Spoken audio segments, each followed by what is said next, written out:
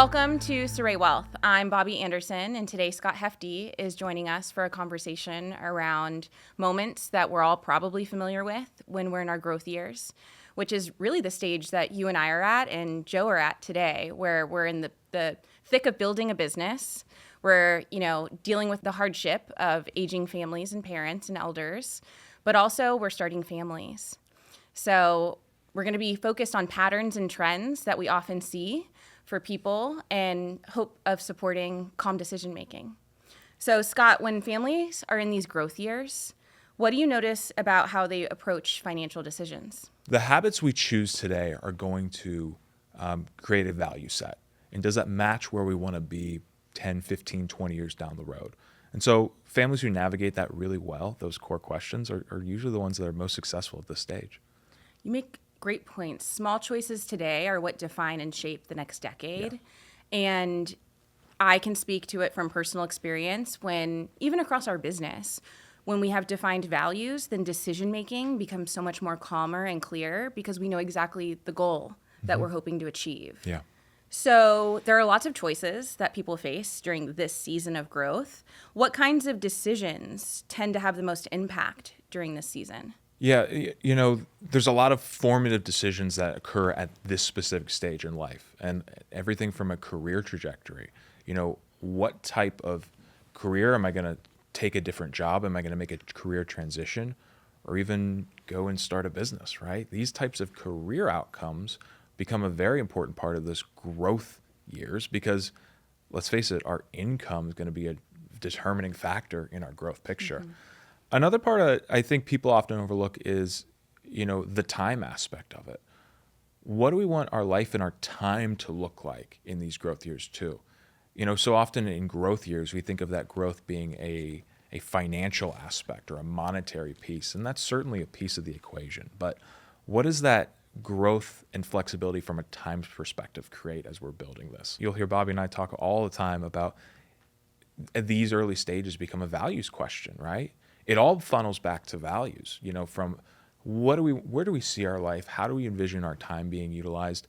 And the resources, how we use that to align, right? And so at this stage, there's often some crucial decisions that need to be made about what we are doing with our financial resources as well, whether we're prioritize either paying down debt or leveraging debt in appropriate ways. How are we saving and investing our resources too? And how are we using those resources to support our children? Resource management becomes an important part of these growth years. And it's often overlooked. Bobby, we think about, there's a principle of save, save, save, and that's well and good, right? That's an important piece of this. But our financial strategy in these growth years needs to go beyond that. It goes about how are we saving and utilizing resource with intention. That's really helpful.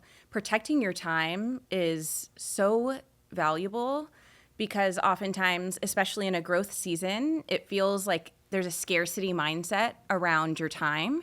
But to define it by starting with values and then use your values to determine how your time is being used makes so much sense. Yeah. So Scott, how do you see families finding clarity when life is so busy? It's funny you say busy because it can feel like that. And busy has a chaotic connotation to it.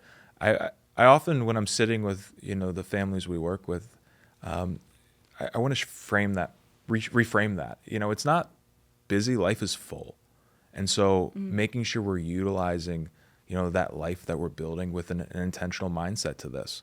So how do we, we often talk about values. We talk about what are the concepts and things we want to instill. And the reason we talk about it is because those values bring clarity in how we're going to structure our lives. But sometimes instilling that value or understanding it can be hard to break down. And so talking about what is an important foundational piece of our family, talking about that with an outside person to really help bring that together is a great strategy to help do that. And making sure we're incorporating that values in the way we speak. For my wife and I, sometimes when we make a decision on values, it's something that we can understand. But we're so at Saray and Bobby, you'll attest to this. We're so much about how do our values transcend other generations, and so incorporating that in the language we use around our house, right, and how our children hear us communicate and talk, or grandchildren, right. That's such a fantastic and I think overlooked way to make sure we're actually instilling a value set that leads to long-term success. And we talk about wealth, does it help lead to financial success? Sure. But I think it comes back to it creates a wealth that transcends money.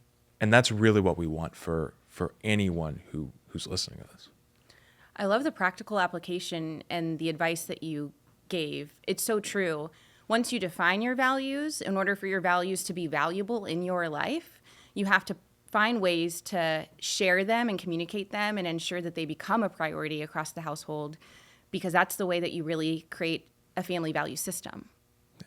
Scott, what do families tend to let go of during these pivotal years that helps them move forward? Yeah. I love how you said let go, because I think one of the first things we have to let go of is the concept that we have to put this all in place today, all at once. Success builds and compounds over time. And so what are the small directional changes we could be making today that lead us on the right footprint and path forward for 5 to 10 years from now, or even beyond, right? Those small adjustments that we can implement today that bring about compounding success is how we're able to instill this over time. This is not built overnight.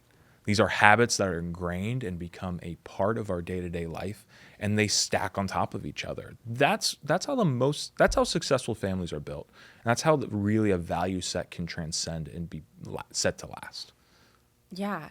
I love how you're introducing the thinking in decades mindset, because exactly what you're describing, let's say that you're trying to be an advocate for yourself and your household and your family.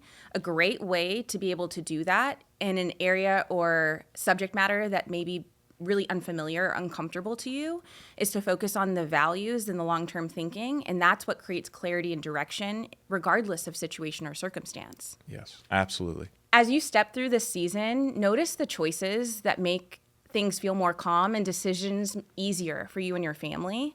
I think that was the intent of this conversation today, was to give practical insights that you could apply to your everyday life. Thank you for joining us. We're honored to have you on this journey as you think in decades.